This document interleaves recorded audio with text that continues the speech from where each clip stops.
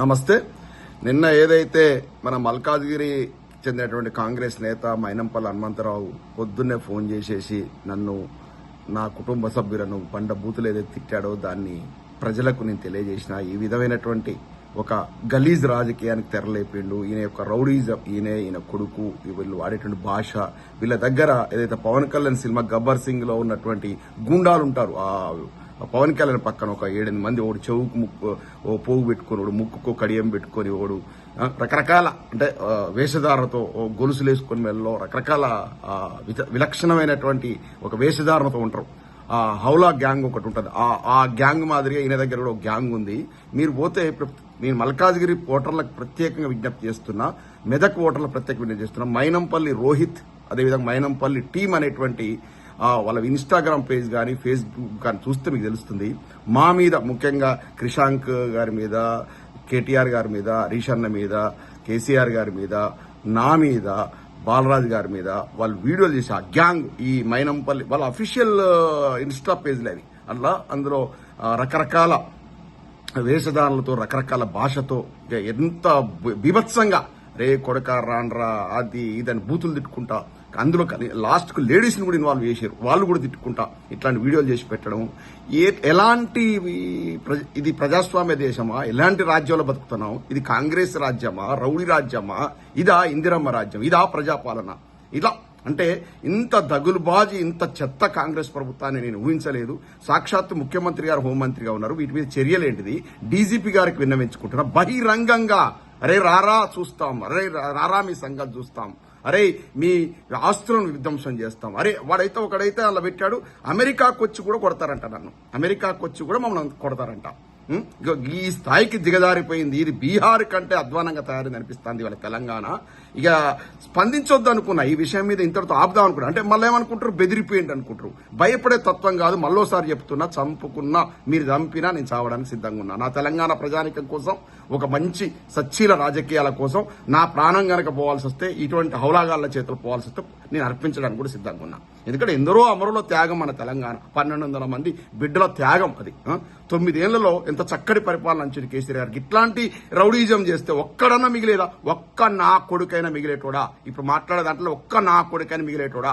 మళ్ళా 2 ఏళ్ల రాజ్యం రాబోతుంది. ఒక్కడైనా ఉంటాడా?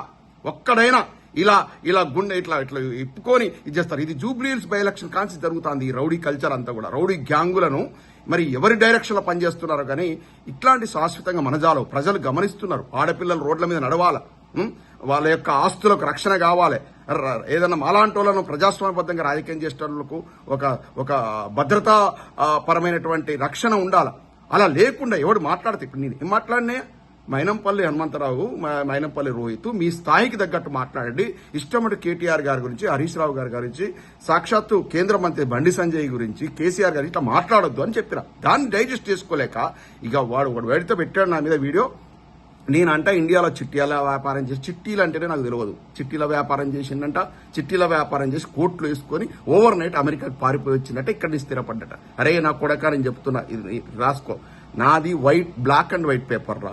ఒక్క మరక ఉండదురా నాది. చక్కగా చదువుకొని ఎన్ఐటి లాంటి సంస్థలో పిహెచ్డి చేసి ఇక్కడ అమెరికాకు వచ్చిన, 20 ఏళ్ల క్రితం అమెరికాకు వచ్చినటువంటి మనిషిరా నేను నిత్యం భౌతికంగా ఎక్కడన్నా కూడా, భౌతికంగా అమెరికాలో ఉన్నా కూడా పొద్దున్న లేస్తే నా ప్రజలు, నా ప్రాంతము, నా కథ, మహబూబాద్ ఏరియా పోయి తెలుసుకుంటారా నేనేం చేసినో, మా ఊరి పోయి తెలుసుకుంటారా. ప్రతి చోట బడిలో గుడిలో ఎక్కడ చూసి నా ముద్ర ఉంటుందిరా. అటువంటి కానీ మేము ప్రచారానికి వాడుకోవాలి. మీ మైనంపల్లి హనుమంతరావు లెక్క వాడుకోవాలి. మైనంపల్లి హనుమంతరావు గారి చరిత్ర తెలుసు, ఆయనే ఆల్వార్ ఏరియాలు చేసిన దౌర్జన్యాలు తెలుసు, టోల్ గేట్ల దగ్గర వారు చేసిన వసూళ్లు తెలుసు. ఇప్పుడు చేస్తున్న రౌడీలతోని ఏ విధంగా ఇట్లా అటాక్ చేస్తున్నాడో ప్రత్యక్షంగా చూస్తున్నాం, టీవీల ద్వారా చూస్తున్నాం. మీరే పెట్టుకుంటున్నారు కదా వీడియోలు, అట్లా మీరే పెట్టుకుంటున్నారు. ఇదా రాజకీయం? ఇదా మీ దగ్గర నుంచి కోరుకున్నది? ఇదా కాంగ్రెస్ వాళ్ళ దగ్గర నుంచి కోరుకున్నది ఈ ప్రజలు? ఇట్లా చేస్తే బీఆర్ఎస్ 9 ఏళ్ల పాలనలో ఒక్క హైదరాబాద్ అతలాకుతల మీద, హైదరాబాద్ ఎంత శాంతియుత వాతావరణం ఉండే.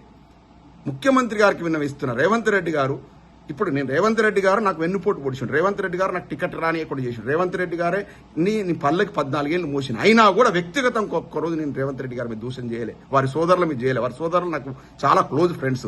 నేను ఎన్నడూ కూడా ఒక్క మాట కూడా అనలే. కాకపోతే విధానపరంగా విమర్శిస్తున్నా, ప్రభుత్వ వైఫల్యాలను ఎండగడుతున్నా, మీది చెత్త పరిపాలన అంటున్నా, మీది ముదనష్ట పరిపాలన అంటున్నా, మీది ఒక లపంగి పరిపాలన అంటున్నా, అంతే తప్ప కానీ వాళ్ళని వ్యక్తిగతంగా నేను ఏనాడు అనలే. ఎందుకంటే కాంగ్రెస్ పార్టీలో కూడా ఎంతో మంది మిత్రులు మాకున్నారు. మేము ఎవరిని అట్లా వ్యక్తిగతంగా ఎందుకు మాట్లాడతాం? రాజకీయం వేరు, వ్యక్తిగతం వేరు. ఈ రకమైనటువంటి గుండాయిజాన్ని, రౌడీజాన్ని ప్రోత్సహించినటువంటి మైనంపల్లి ఈ కుటుంబ సభ్యులను జైల్లో పెట్టాలి. నిజంగా ఏమాత్రం కూడా ఉన్నా కూడా వీళ్ళని పార్టీ నుంచి ఎక్స్పెల్ చేయాలి, కాంగ్రెస్ పార్టీ నుంచి ఎక్స్పెల్ చేయాలి. ఎందుకంటే వీళ్ళ వల్ల మీ పార్టీకి దరిద్రం. వీళ్ళు బ్యాగేజీ, మైనంపల్లి అనేటోళ్ళు మీ కాంగ్రెస్ పార్టీకి పెట్టే దరిద్రం. వీళ్ళు బ్యాగేజ్. వీళ్ళ వల్ల మీకు 2 ఓట్లు రాలుతాయి తప్ప 2 ఓట్లు పెరగవు. ఏంది ఈ రాజకీయాన్ని ప్రజలు సపోర్ట్ చేస్తారా? గూండాలు, రౌడీలు ఎంజాయ్ చేస్తారు కావచ్చు. అబ్బా మాకు ఒక రౌడీ లీడర్ దొరికిండు, మాకు ఒక గూండా లీడర్ దొరికిండు, ఎంజాయ్ చేస్తారు కావచ్చు. కానీ సామాన్య ప్రజానికం 99% ఉంటారు. వాళ్ళు హర్షిస్తారా? చూడట్లేరా వాళ్ళు? మైనంపల్లి హనుమంతరావు నిన్ను గారు కూడా నాలన్న సంబంధించట్లేదు. ఎందుకంటే నువ్వు నిన్న వాడిన భాష, నా తల్లిని తిడతావా? తల్లిని మాట్లాడతావా? నువ్వు పొద్దున్న లేస్తే తల్లిని కాలు మొక్కి బయటకు వెళ్తున్నట్టు ఉదాహరణ ఒక రాక్షసుడు, నీలాంటి రాక్షసుని కన్నా తల్లికో పాదాభివందన చేస్తావు. నాలాంటి ఒక గొప్ప వ్యక్తిని, ఒక ఎడ్యుకేటెడ్ పర్సన్, విద్యావంతుని కన్న తల్లినో తిడతావు నువ్వు. ఇదా ఏ సంస్కృతి నేర్చుకున్నావు? నా తల్లి నీ తల్లి కాదా? నీ తల్లి నా తల్లి కాదా? తల్లి సమానం అదేనా మాటలా? అదేనా నువ్వు ఫోన్ చేసి నోరు ఉంది కదా అని చెప్పి ఇష్టం ఉన్నట్టు ఒర్రుడు, ప్రెస్ మీట్లు పెట్టి కేటీఆర్ గారిని వాళ్ళని వీళ్ళను లా కొడక, మూ కొడక అని మాట్లాడు. ఇవి నీకు వర్తించవా? ఆ పదాలు నీకు వర్తించవా? ఏం మాట్లాడుతున్నావు? ఏంది? నేను ఎయిర్పోర్ట్లో దిగంగానే కిడ్నాప్ చేస్తావు, చంపుకోరా, నేను వస్తా ఎయిర్పోర్ట్కి వచ్చి చంపుకోరా. ప్రాణమే కదరా పోయేది. నా జాతి కోసం ప్రాణాలు అర్పిస్తా, పోయేదేముంది? నేను చెప్తున్నా, నీ వంశం గురించి నీకు ఏమి లేకపోవచ్చు. నా వంశం గురించి చాలా ఉంది చరిత్ర. గూగుల్లో కొట్టు ఎర్రంరెడ్డి అంటే ఒక చరిత్ర ఉంది. ప్రజల కోసం ప్రాణాలు అర్పించిన చరిత్ర మాది. నువ్వెంత? నీ కెపాసిటీ ఎంత? మా ఊర్లు ఉంటాయి రా బాబు, మహబూబాద్ ఏరియాలో మా 10-15 ఊర్లు ఉంటాయి. ప్రతి ఊళ్ళో గడీలు ఉంటాయి. ఒక మంచి కుటుంబంలో పుట్టా. నీలాగా నేను బికారి కుటుంబంలో పుట్టలే. ఇవాళ నువ్వు దౌర్జన్యం చేసి కోట్లు సంపాదించుకోవచ్చు. ఆస్తులు శాశ్వతం, పేరు శాశ్వతం. ఇక్కడ నుంచి ఆపాలి. ఈ రౌడీ గ్యాంగ్ని కంట్రోల్ చేసుకో హనుమంతరావు. నీ దగ్గర రౌడీ గ్యాంగ్ వాళ్ళ వల్ల నువ్వు సర్వనాశనం అయిపోతావు. ఆల్రెడీ సర్వనాశనమైన నువ్వు, నీ కొడుకు ఇంకా సర్వనాశనం అయిపోతావు. ఇది నేను హెచ్చరిక చెప్తున్నా. నేను ఆ రౌడీ గ్యాంగ్ని కంట్రోల్ చేసుకో. వాళ్ళందరినీ ఫస్ట్ పనిలోకి తీసాయి. రోజు బిర్యానీ ఇస్తున్నట్టున్నావు. ఆ కొడుకులు తెగరెచ్చిపోతున్నారు. ఒక్కడన్నా కనీసం వాళ్ళకంటే రిక్షా కార్మికుడైనా ఉన్నతమైన జీవితం ఉన్నట్టు ఒక్కడన్నా 10వ తరగతి కూడా పాస్ అయ్యి కనపడట్లే. బగ్గ దాగి నా కొడుకులు ఇష్టం ఉన్నట్టు మాట్లాడుతున్నారు. బగ్గ దాగి వాళ్ళు ఊగుతున్నారు. నా కొడుకులు ఏదేదో చిత్రీకరిస్తున్నారు, కొత్త స్టోరీలు. నేనంటే చిట్టీల వ్యాపారం అంటే నాకు తెలియదురా. ఓడవరాత్తడు టోల్ గేట్ దగ్గర పైసలు కట్టనంట. ఇట్లాంటి చిల్లర స్టోరీలు చిత్రీకరిస్తున్నారు. నేను చేసే దాన ధర్మాలల్లా కనీసం మీ మైనంపల్లి హనుమంతరావు కనీసం 10% చేసి ఉండరా. అటువంటి మీకు హీరోనా? బాహుబలా? ఏది క్రికెట్ ఆడితే 3 పల్టీలు కొట్టిండు బాల్ను కొట్టబోయి. ఆయన పెద్ద హీరోనా? అత్యంత పిరికోడి కాబట్టి 10 మంది పక్కన జనాన్ని పెట్టుకొని తిరుగుతున్నారు. ఒంటరిగా రమ్మని, ఒంటరిగా తిరగమని ఈ చిత్తపడి చెప్తారు మైనంపల్లిని మల్కాజ్గిరి ప్రజలే. ఒంటరిగా రావాలి, ధైర్యం ఉంటే ఒంటరిగా ఒక్కడే రావాలి. ఎప్పుడు 10 మంది గుండాలను పెట్టుకొని తిరుగుడు కాదు. అది బలం కాదు. అది బలం కాదు. అదేదో సినిమాలో బ్రహ్మానందం కనుక వెనక అత్యంత బలీయమైనటువంటి వ్యక్తులు 4 పెట్టుకొని తిరుగుతాడు చూసినావా? జోకర్ అంటారు. ఏం రాజకీయం చేస్తున్నావు హనుమంతరావు? ఇప్పటికైనా ఆపై ఇలాంటి రాజకీయం ఆపు.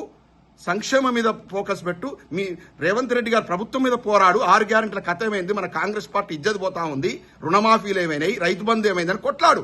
అప్పుడు నీకు ప్రజల పక్షాన కొట్లాడితే నీకు ప్రజామోదం వస్తుంది. నాయకుల మీద విరుచుపాడు, ఎవరు మాట్లాడితే వాళ్ళను విమర్శిస్తూనే ఉంటావు. రాజకీయాలంటే విమర్శలు ఉంటాయి, విమర్శిస్తూనే ఉంటావు.